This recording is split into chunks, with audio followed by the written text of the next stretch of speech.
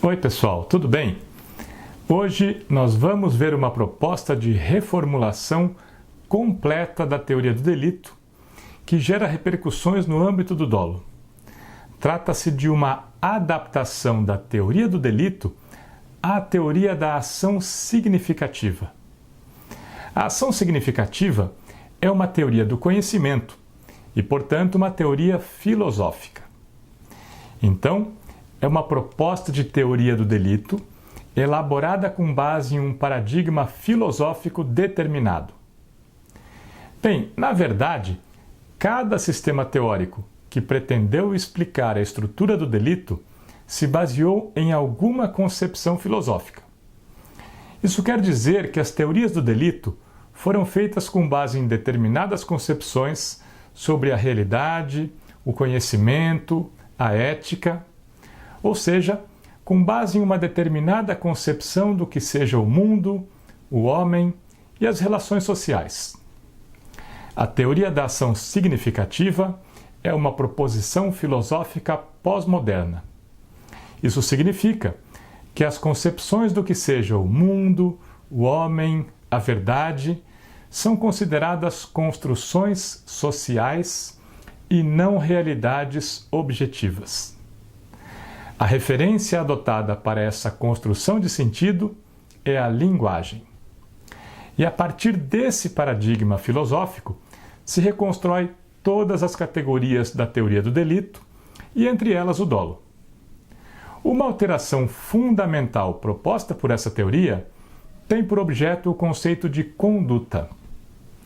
A conduta não é mais considerada como uma atuação de um sujeito que expressa um sentido nas relações sociais. O objeto a ser classificado como uma conduta é o próprio sentido da atuação do sujeito. Ou seja, o que é considerado não é o comportamento em si, mas sim o significado desse comportamento.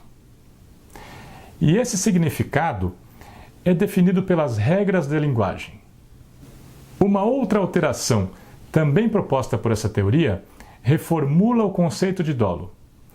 O dolo não é mais definido pela intenção do sujeito na prática da conduta, mas sim pela identificação de um compromisso com a realização do fato típico. Bem, esse compromisso é aferido pelo significado do comportamento e esse significado é definido no âmbito comunicacional. Isso significa que ele é determinado pela conduta, que nessa teoria não é o comportamento, mas sim o significado do comportamento. E assim, tanto a definição da conduta como a definição do conteúdo do dolo é realizada pelo intérprete com base em um sentido identificado na situação concreta. Bem, essa concepção tem dois problemas. O primeiro deles é inerente a todas as concepções pós-modernas e consiste na relatividade do resultado obtido. Isso é, na relatividade do objeto definido. Como não há uma referência objetiva que limite as possibilidades das interpretações, a definição do significado da conduta é aberta. E dessa forma, é suscetível de arbítrio por parte do intérprete. Porque na prática, é ele quem vai definir o significado do fato. E a mesma coisa acontece em relação ao dolo. Isso inviabiliza, inclusive, uma discussão posterior sobre a adequação do sentido definido pelo juiz e um eventual recurso. Porque não há uma referência determinada que possa ser utilizada em um argumento sobre o sentido desse fato para discutir se o sentido era efetivamente esse ou outro. E o segundo problema decorre de dois aspectos. O primeiro é que o sentido só é definido depois da realização do comportamento. Então o sujeito não tem como conhecer esse sentido quando for realizar esse comportamento. E o segundo é que esse sentido é definido independentemente da finalidade do sujeito.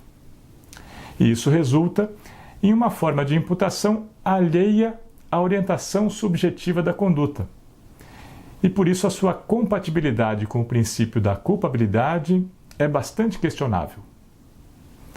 Resumindo, os critérios propostos por essa teoria não são suficientemente precisos e nem possibilitam que o sujeito atue de forma segura. Mas, como a sua base filosófica é adotada por vários intelectuais no Brasil, aqui também existem autores que adotam essa teoria no âmbito penal. E por esse motivo, eu fiz questão de apresentar esse comentário para encerrar esses episódios sobre o dolo. Na próxima semana, eu vou fazer uma síntese de tudo o que foi comentado nessa série para proporcionar uma visão geral do assunto. Até lá!